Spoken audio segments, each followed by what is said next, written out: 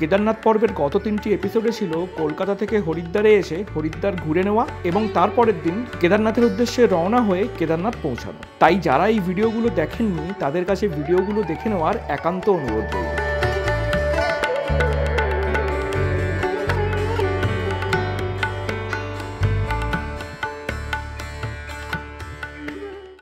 হর হর মহাদেব। ঝকঝকে একটা সকালে সকলকে সুপ্রভাত জানিয়ে শুরু করছি আজকের ভিডিও।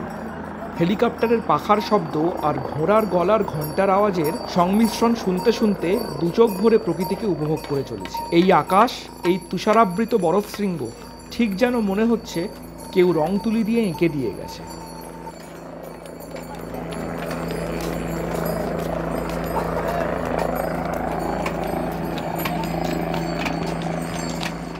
এটা হলো কেদারনাথের হেলিপ্যাড। কাল সন্ধে হয়ে গেছিল আর স্নোফলও হচ্ছিল, তাই হেলিপ্যাডটা ঠিক মতো দেখানো যায়নি। কেদারনাথে আসার হেলিকপ্টার মূলত ছাড়ে 3 জায়গা থেকে, ফাটা, সিটসি এবং গুপ্তকাশী। রেড ডিটেল দেওয়া রইল স্ক্রিনে। আর এই হেলিপ্যাডের ঠিক অপর প্রান্তে রয়েছে GMVN এর কটেজ, যেখানে গতকাল রাত্রে আমরা স্টে করেছিলাম। ও, সেটাও তো আপনাদের দেখানো হয়নি। চলুন আগে তাহলে স্টেটা দেখিয়ে নিই, তারপরে মন্দিরে যাব।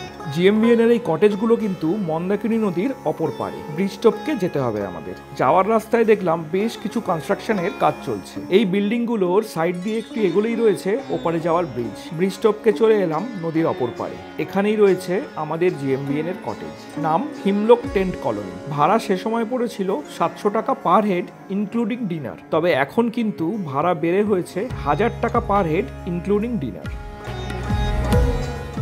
সমস্ত টেন্টই কিন্তু ডরমেটরি স্টাইলে। এক একটা টেন্টে রয়েছে 10 থেকে 12 জনের থাকার ব্যবস্থা। রয়েছে যথেষ্ট পরিমাণে তোষক, লেপ, কম্বল ও স্লিপিং ব্যাগ, সুতরাং আশা করি থাকতে খুব একটা অসুবিধা হবে না। এই রকম টেন্টে বাথরুম যে কমন হবে সেটাই খুব স্বাভাবিক। চলুন বাথরুমটা একবার দেখে নিই। এগুলো হলো স্নানের জায়গা, আর এদিকটায় রয়েছে কমোড। ইন্ডিয়ান এবং ওয়েস্টার্ন দুরকমেরই ব্যবস্থা আছে এখানে। কাল রাত্রে আমরা এই টেন্টেই ডিনার করেছিলাম। আমাদের যে ডিনার দেওয়া হয়েছিল তাতে ছিল চালের পায়েস বা হালুয়া, পুরি, রাইস, যদিও রাইসটা আমি নিইনি, আর ছিল ডাল এবং আলু সয়াবিনের সবজি। প্রকৃতির মাঝখানে এরকমভাবে একটা রাত কাটাতে সত্যিই খুব ভালো লাগলো আমাদের। চলুন এবার বরং মন্দিরের দিকে যাওয়া যাক। মন্দাকিনীর ওপরের ব্রিজটা টপকে এলেই পড়বে একটা সিঁড়ি, আর এই সিঁড়ি দিয়ে ওপরে উঠে এলেই দেখতে পাবেন এই ওংটা। ওই ব্রিজটাই ক্রস করে এলাম আমি। আর ওই যে দূরে দেখছেন ওটা হলো হিমলক কলোনি।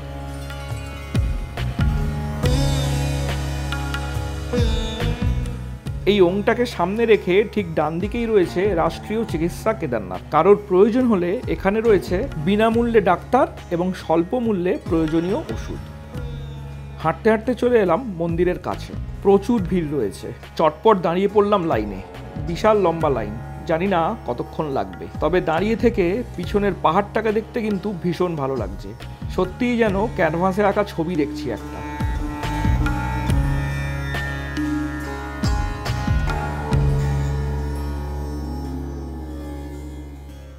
গুটি গুটি পায়ে হাঁটতে হাঁটতে 20 মিনিটে বেশ অনেকটাই এগিয়ে এলাম। মন্দিরের অনেকটাই কাছাকাছি। সুপারসনিক স্পিডে না হলেও যথেষ্ট ভালোই এগোচ্ছে লাইন। ভিড় ঠেলে দর্শন করে বাইরে আসতে সময় লাগলো আরো 30 মিনিট। চলে এলাম মন্দিরের একদম সামনে।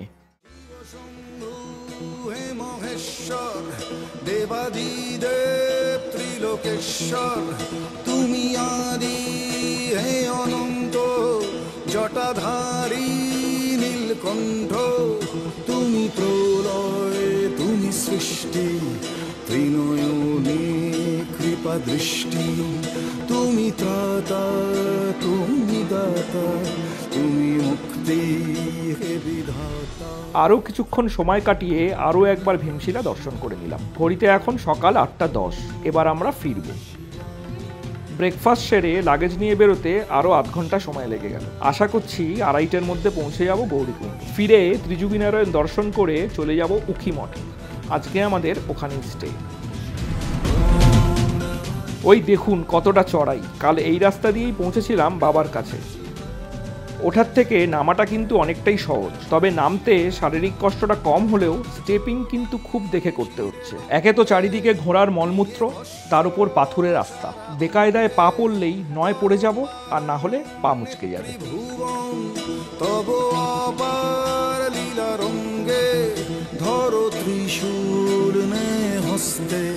প্রায় 1.5 ঘন্টা পর পৌঁছালাম ছোটা লিঞ্চৌলি। 5 কিলোমিটার মতো চলে এসেছি আমরা। এখানে 10-15 মিনিটের একটু বিরতি, তারপরে আবার চলা। আরো আধ ঘন্টা হেঁটে পৌঁছে গেলাম রামবাড়া। ওই দেখুন রামবাড়া ব্রিজ দেখা যাচ্ছে। ও একটা কথা তো বলাই হয়নি আপনাদের, আজ সকাল থেকে ক্যামেরা চলছে আবার। কাল সন্ধ্যের পর টেম্পারেচার 1 ডিগ্রি আর রাতে মাইনাস ছিল, তাই ব্যাটারি একদমই কাজ করছিল না। সারা রাত ব্যাটারি চার্জ করার পরে দেখলাম আজ চলছে। টেন্টে একটাই চার্জিং পয়েন্ট ছিল, তাই পাওয়ার ব্যাংকে চার্জে বসিয়েছিলাম। সবই বাবার কৃপা। ওং নমঃ শিবায়।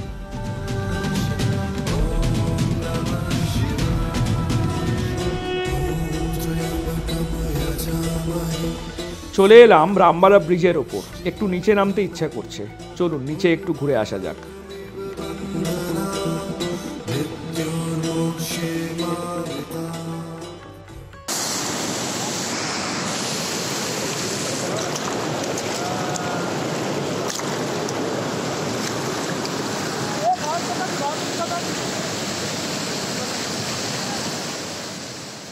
ওফ, কি ঠান্ডা জল আর কি স্রোত, বেশ গরম লাগছিল।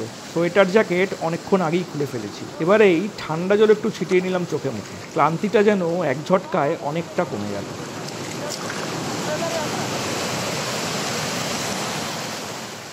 আবার যাত্রা শুরু করলাম। রামবাড়া ব্রিজ টপকে বেশ কিছুটা চড়াই। পুরো রাস্তাতে এই জায়গাটাকেই মনে হচ্ছে সব থেকে ন্যারো। ঘোড়া, পিট্টু, উল্টো দিকের আসা মানুষগুলোকে পাশ কাটিয়ে চলতে একটু অসুবিধাই হবে এই জায়গাটাতে। অবশ্য চড়াই শেষ করে একটু এগোলেই রয়েছে উতরাই।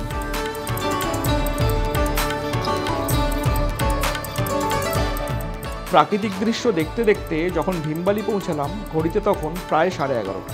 এখান থেকে গৌরীকুণ্ড আর মাত্র 8 কিলোমিটার।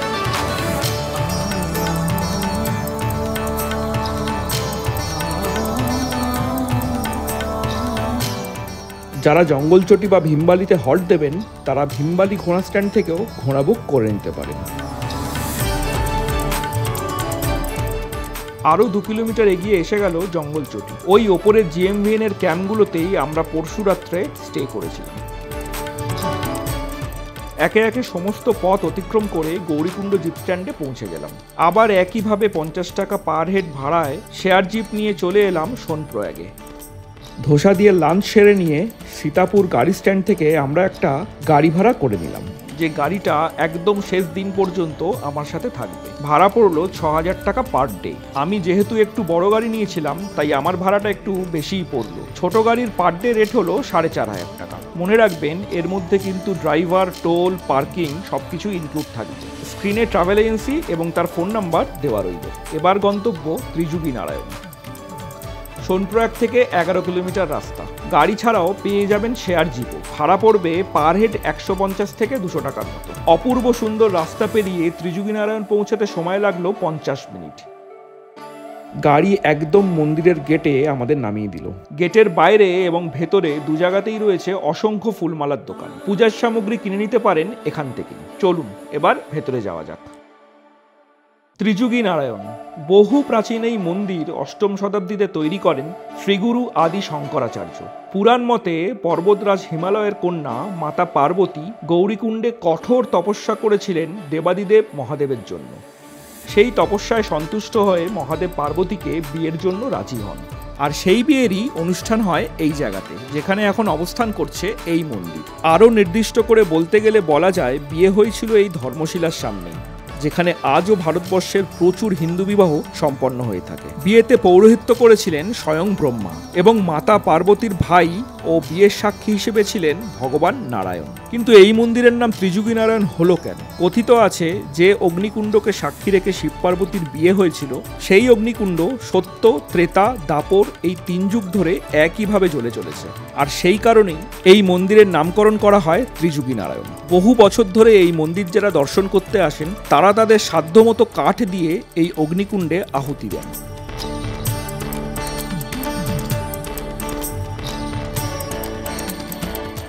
মন্দিরের ভেতরে রয়েছে অষ্টধাতুর নারায়ণ মূর্তি, আর নারায়ণ মূর্তির সাথে রয়েছে মা লক্ষ্মী এবং মা সরস্বতীর মূর্তি।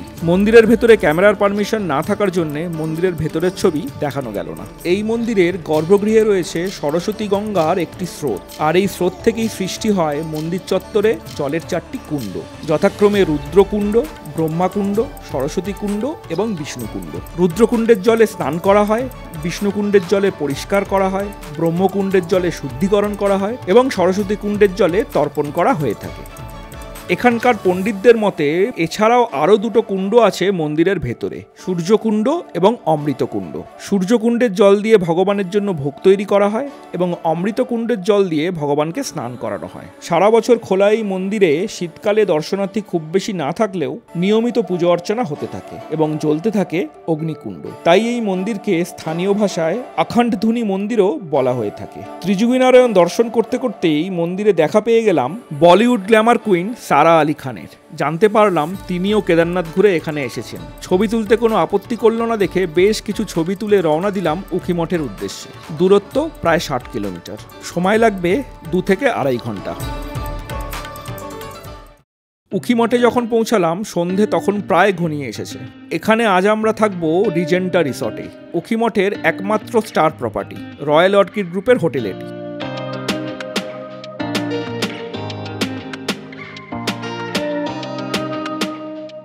চলুন হোটেলের ভেতরটা দেখা যাক এবার। হোটেলে এন্ট্রি নিতে প্রথমেই রয়েছে রিসেপশন, আর রিসেপশনে আসতে না আসতেই আমাদের দেওয়া হলো ওয়েলকাম ড্রিঙ্কস। এই ড্রিঙ্কসটার নাম হলো বুরান্স, যা কিনা তৈরি হয় এক প্রকার রোডোডেনড্রন ফুল দিয়ে এবং শুধুমাত্র হিমালয়ে পাওয়া যায় এই ফুলের গাছ। খেতে কিন্তু ভারী সুস্বাদু। যারা এই হোটেলে থাকবেন না তারাও কিন্তু লোকাল দোকানে ট্রাই করতে পারেন এই ড্রিঙ্কস। লিফটে ওঠার ঠিক মুখেই রয়েছে কেদারনাথ মন্দির এবং বদ্রীনাথ মন্দিরের দুটো উডেন স্ট্রাকচার, অপূর্ব সুন্দর। লিফটে করে এবার আমরা চলে এলাম দোতলার লবিতে। লবির দুদিকেই রয়েছে ঘর, বাঁদিকের গুলো ব্যাক সাইড আর ডান দিকের গুলো ফ্রন্ট সাইড। আর এই হলো আমাদের রুম। বাহ, দারুণ ব্যবস্থা। রয়েছে ডবল বেড খাট, ওয়ালে একটা টিভি রয়েছে, আর এদিকটায় রয়েছে কাবার্ড, রয়েছে টি মেকার, চা কফি ইত্যাদি। সত্যি 2 দিন টেন্টে থাকার পর আজ এটা স্বর্গ মনে হচ্ছে। কাল আমরা সকালে যাব তুঙ্গনাথ, তাই আজ একটু ভালো করে রেস্টের প্রয়োজন। আমরা 3 জন, তাই এক্সট্রা ম্যাট্রেস দিয়ে এই রুমটার ভাড়া আমার পড়েছে 9,000 টাকা প্লাস ট্যাক্স। সঙ্গে রয়েছে কমপ্লিমেন্টারি ব্রেকফাস্ট এবং লাঞ্চ অথবা ডিনার।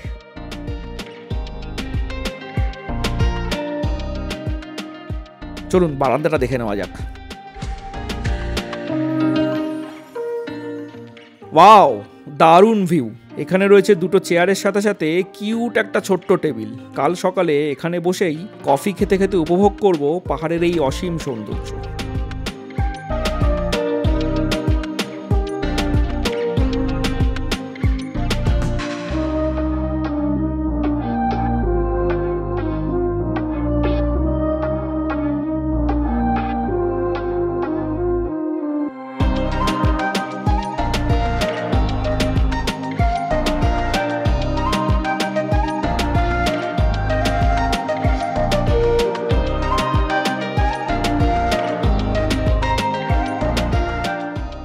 এবার যাব ওয়াশরুম।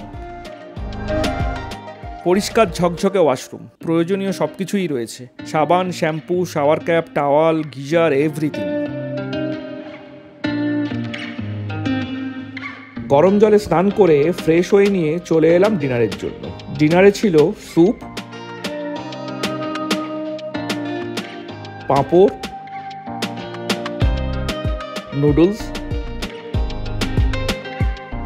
পনির মাখানি, বিভিন্ন রকম স্যালাড,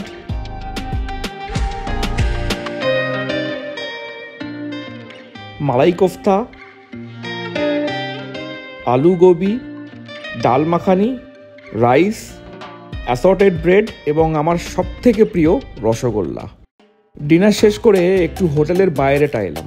চারিদিক বেশ অন্ধকার আর ঠান্ডাটাও পড়েছে বেশ জাঁকিয়ে। দেরি না করে বরং তাড়াতাড়ি শুয়ে পড়ি, কাল অনেক ভোর ভোর উঠতে হবে। আজকের ভিডিও তাহলে এই পর্যন্তই। দেখা হবে আগামী এপিসোডে তুঙ্গনাথের পথে। আর আমার এই ভিডিওগুলো যদি ভালো লেগে থাকে তবে লাইক, শেয়ার এবং সাবস্ক্রাইব করতে ভুলবেন না কিন্তু।